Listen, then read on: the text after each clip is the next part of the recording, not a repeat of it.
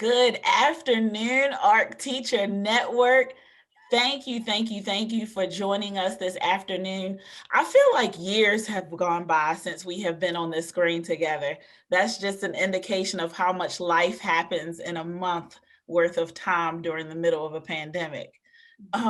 So first, let's get started off with our routines, our rituals. If you are watching live, go ahead and type a 1 into the chat box. If you're watching us on replay, a 2. And if you are still teaching in some kind of hybrid, type a 3. I know that some schools are changing a little bit right now. Some have gone face to face, some are doing a little bit of both. So definitely indicate how you are coming to us this afternoon. Just a reminder, we will continue to be here every first and third Wednesday of the month, 5 p.m. Eastern Standard Time. We absolutely love the chatter that has been happening on our Facebook page in our absence for the past 30 days or so. Keep that going. We love that energy. We get content from you, things that we know that you want to hear. We pull right from the questions that you are prompting to one another. So we will be back again on 2/17. That's February 17th at 5 p.m. But before we talk about that, let's talk about who we have on the screen with us today. You have seen these beautiful faces at least one time before on Facebook Live, and it went so well. Guess what I did? I'm like, oh, y'all got to come back. So we have the Gina and the Ayonna on the screen with us today. They're going to talk to us about Unit 3.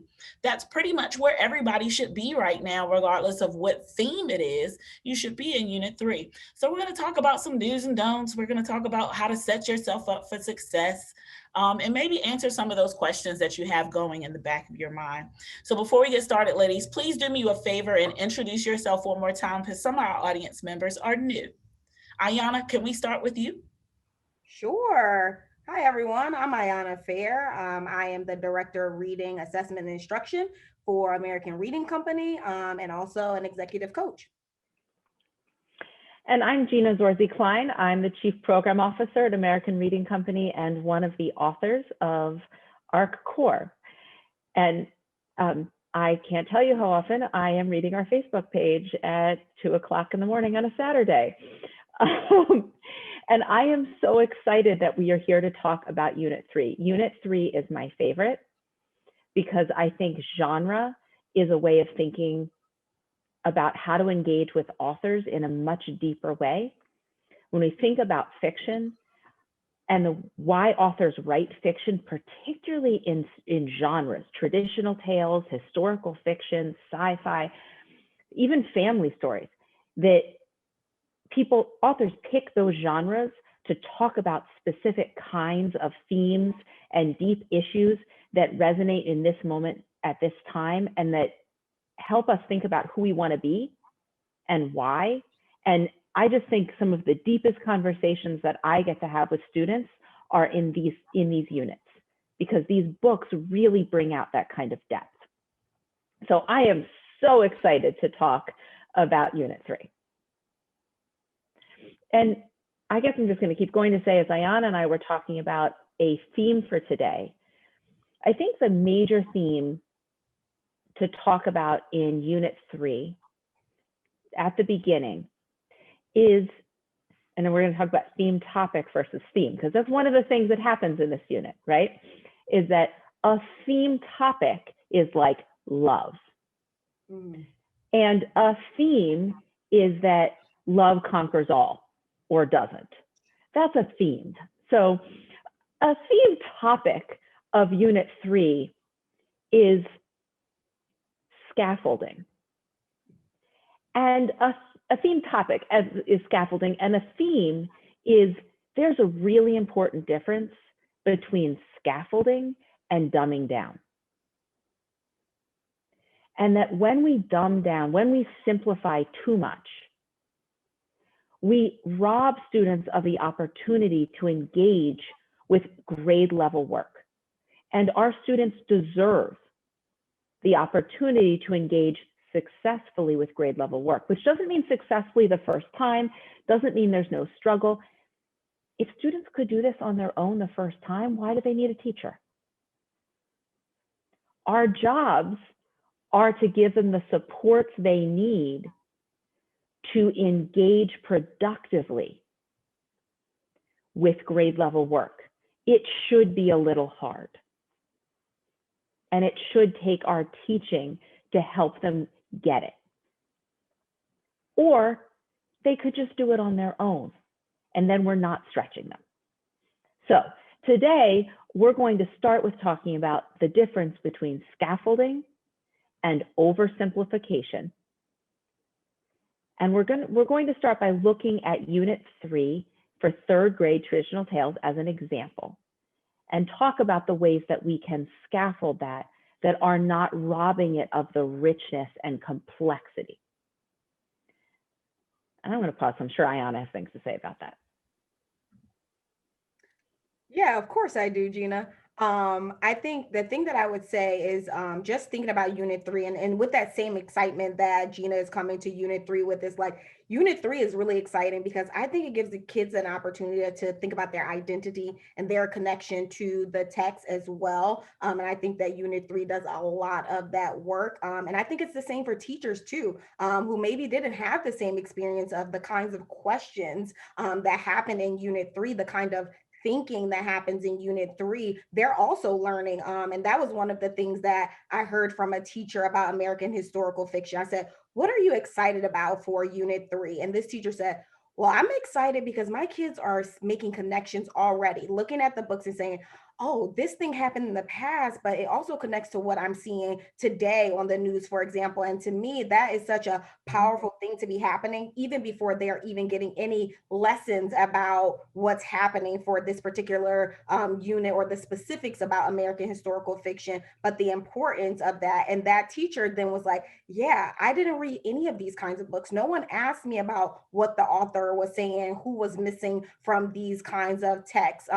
So I just think that that's a really powerful thing to hear at the beginning of Unit 3 as we continue to talk about it. And of course, we have to talk about scaffolding. We have to talk about text and all of those things. But I think the excitement that you bring, the teacher brings, also helps with the excitement and the engagement that the student brings to this unit as well. Absolutely. As they get started and get queued up, I want you to type into the chat box which thematic unit you are using right now for Unit 3, because everybody's on something different. Everybody's not teaching third grade. Tell me which unit you are using currently in the chat box. So as we think about scaffolding, the graphic organizer we chose to talk about that I think Ayonna's pulling up is cultural setting, because I think this is one of the ones that feels particularly intimidating at first. Right. And right. And seems like, what in the world are we thinking that we would think third graders are going to be doing this work, material culture, social culture, family structures. But this is completely possible and engaging and exciting when we work through it. So when I look at this organizer, the first thing that I think about is helping kids notice in traditional tales, starting with the pictures. One of the things that's really fun about traditional tales, and that is particularly exciting about the core text, is the way that it retells Cinderella stories from around the world, and the art in each story reflects the culture in which that story is set. And many of the read alouds are also Cinderella stories from around the world that do the same thing. And even just noticing the differences in the images will get students to start with really concretely what's the same and what's different. For example, in the Cinderella stories, if you're going to set Cinderella in a new place, then can she be wearing a ball gown? Can she have a glass slipper? Well, you have to go figure out in that culture, are there ball gowns? What do women wear when they dress up? What kind of shoes do they wear? those feel like really sort of mundane things, but they're going to get us to expectations. And when we get to expectations, we get to when expectations are broken or flouted, and that's when we get to theme. And if I can jump in, Gina, I think I just want to set some context, right? Because we're starting at week 3, day 3 with this particular graphic organizer, and they've already talked about physical setting. And now we're pushing them even more of the boundaries about setting. And I think even for myself, social setting isn't something that I would have thought about when thinking about story elements. I would think about the physical setting. So I think that is a push for a lot of people, not just for the students. So it forces the teacher to think about that as well. But I think one thing that you also said was the amount of opportunities the students get to see the story being retold in all of those different cultures, so that they are able to learn thoroughly what social setting means. Mm-hmm. So I think we were going to spend a minute looking at a West African version of Cinderella and talking about it in relationship, famous friends, talking about it in relationship to this material culture and social culture. And first of all, right away, look at what the people are wearing. Look at what a ball gown looks like. There are no glass slippers in ancient West Africa. There are sandals. And then if we keep going, and Ayonna, please interrupt me. Yeah. I think I agree with you, Gina. And I think that this story is told a little bit differently in the fact that, you know, this is her actual family, not her step parents or anything like that. So I think it does cause some shift in the thinking and even in the way that when the prince is coming to this village, how they react, right? In the traditional Cinderella, it's all about each person caring about their family and what they have going on. But in this particular story, right, Gina, they're worried about their village, you know, everyone. How does everyone look when the prince is coming to their particular village, which led us to think about some other key pieces or themes that you could think about in comparing and contrasting Cinderella stories. Yeah, so if I were working on this story with students, we'd read the story and then we would point out exactly as Ayonna's saying, let's look at, if we go to let's go a few pages to when the prince arrives, that Frima says here, she left her home in search of a solution. I'll embarrass my whole village if I appear before the prince covered in mud. That her concern is not for herself, it's for her village. It's not to be beautiful for herself. And if we point out to students, why does Frima want to get dressed up versus Cinderella in the original? And what does that say about what her community values versus the original Cinderella? We're getting to collectivist culture versus individualistic culture. We're getting to identity and culture. I totally agree with you, Gina. And that was the exact thing that we talked about when we were thinking, what are we comparing and contrasting? And I think that this just goes to like one of the questions that we've seen in the Facebook group of saying, how are we teaching the skill, not the book, right? We have to read the text, but what else do we learn from the text? We're not just wanting you to learn about Frima's footprints or what happened in West African society, but we are trying to get you to dig a little bit deeper. Here's the compare and contrast. What's happening with these different cultures? So I think we're touching on that.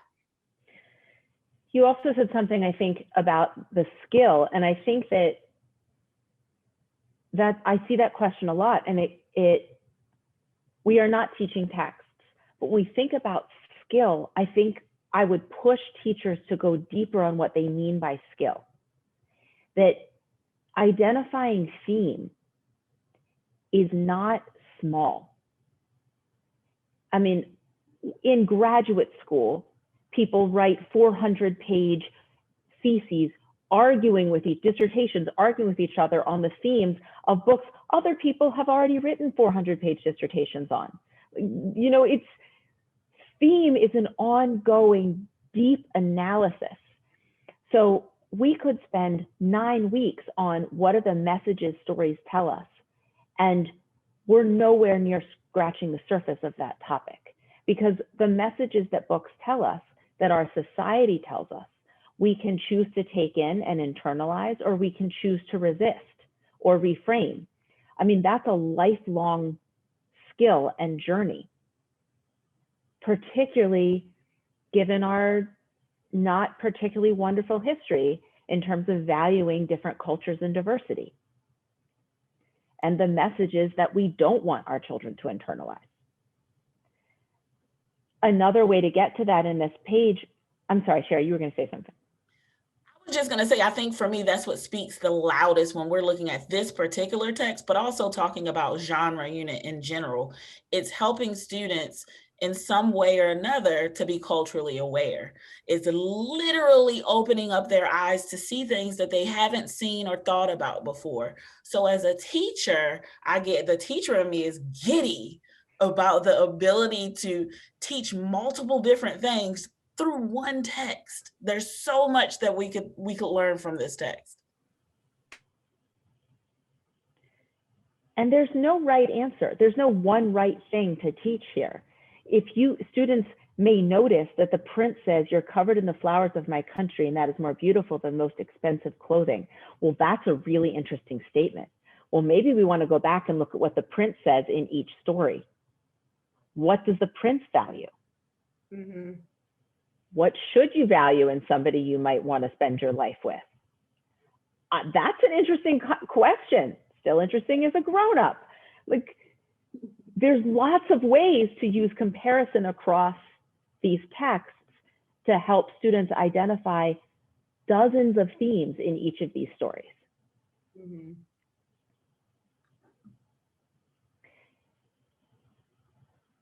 More to say on theme or culture before we go to how do we make sure every student can access the text? I think we're ready to move on to how all students access the text. Okay. So when I think about scaffolding and ensuring students can access text, I think the first thing to think about is giving students as little support as possible. What's the bare minimum they need to work productively? And in ARC Core, because you know every student's ERLA level, their independent reading level, or ENIL if we're working in Spanish, you have the first most important piece of information at your fingertips for every student. The ERLA level tells you if students can decode the words in this text on their own or not. Any student reading at 2 red in English or dos rojo in Spanish can decode the words in this text without help. That doesn't mean they're going to understand it, but they can decode it.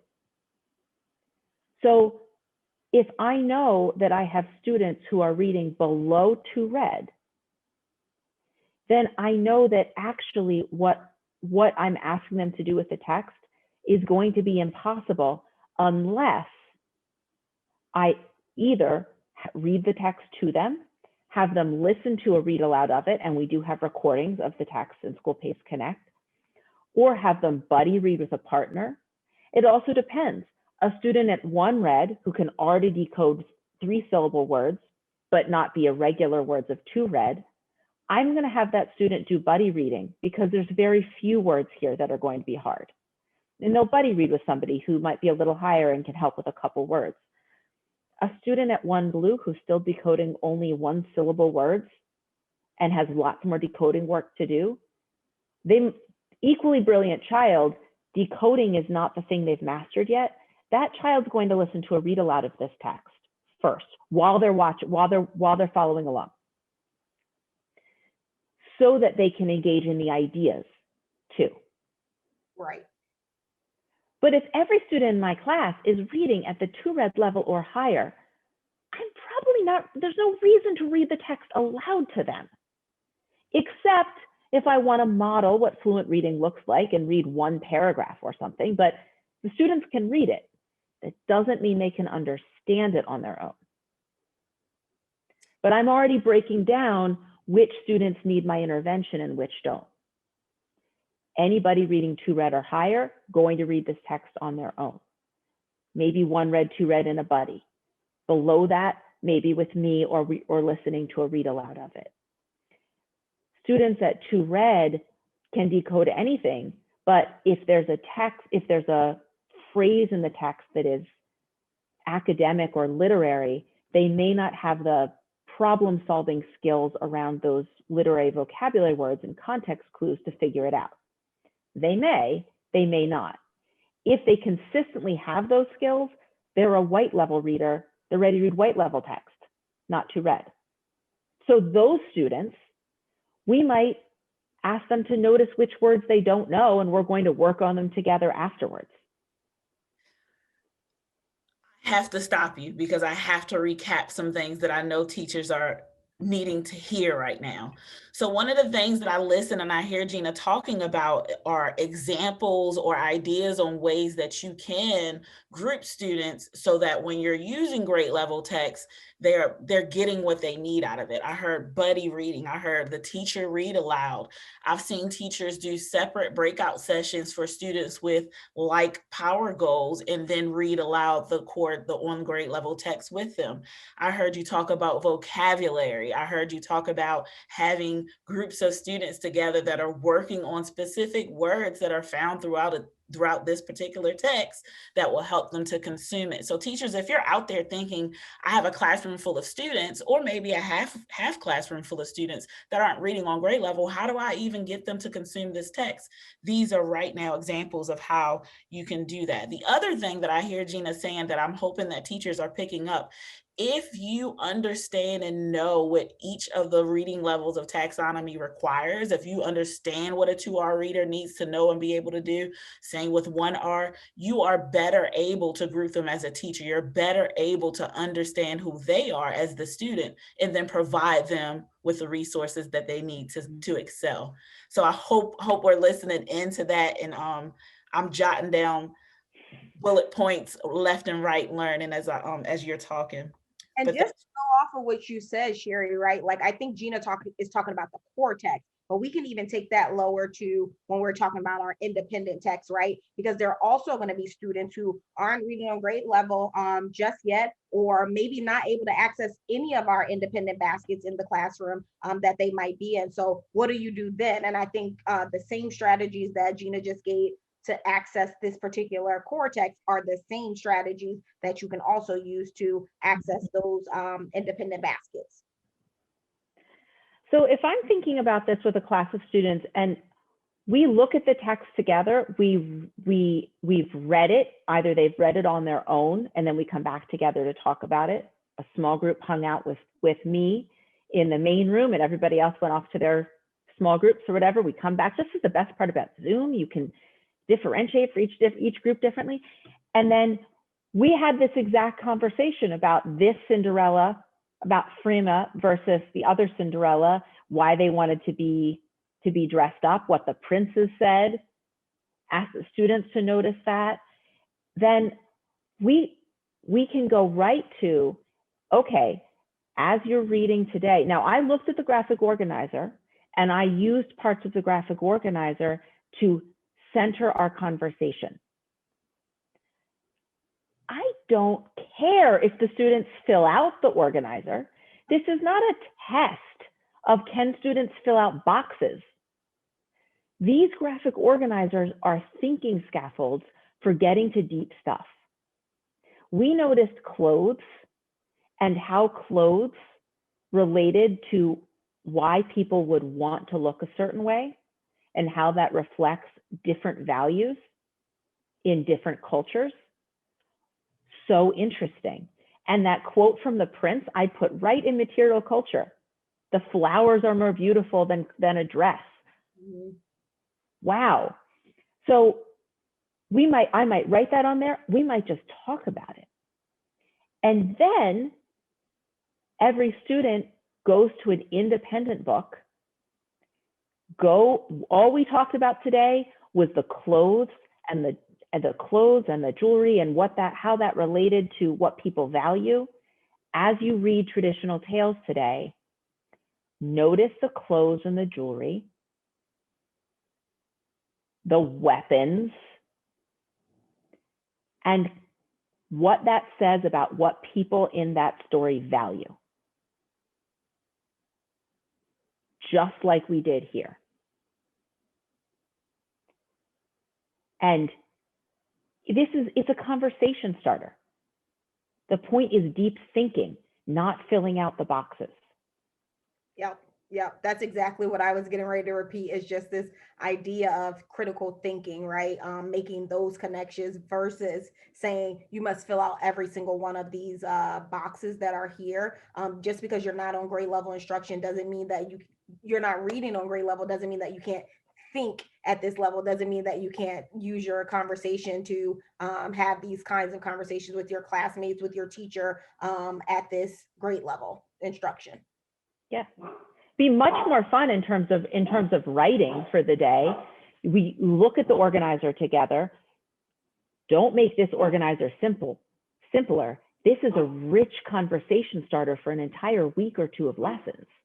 But instead, as you explore, today's writing might be the most important thing that with the way this culture feels about clothing says this about what they value. Or it might be we've been talking about how clothing reflects a culture. If Cinderella were set in our school, what would he, she, or they wear, and why? And what does that say about what we value as a culture? That's critical thinking.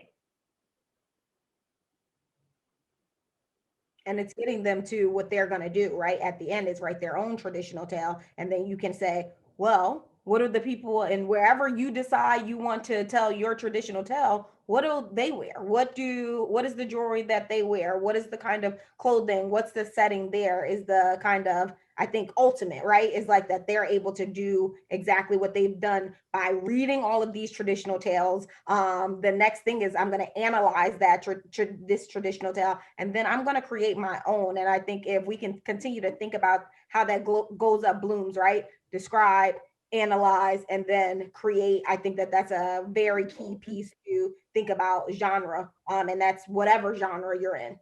And that critical thinking that y'all keep bringing up. It's where we're not talking surface level right here. So if you are not prepared to dig a little deeper, it's going to be a little harder for your students. So you've got to kind of become one with this text as the teacher and really pull it apart so that you can also help students to do the same thing.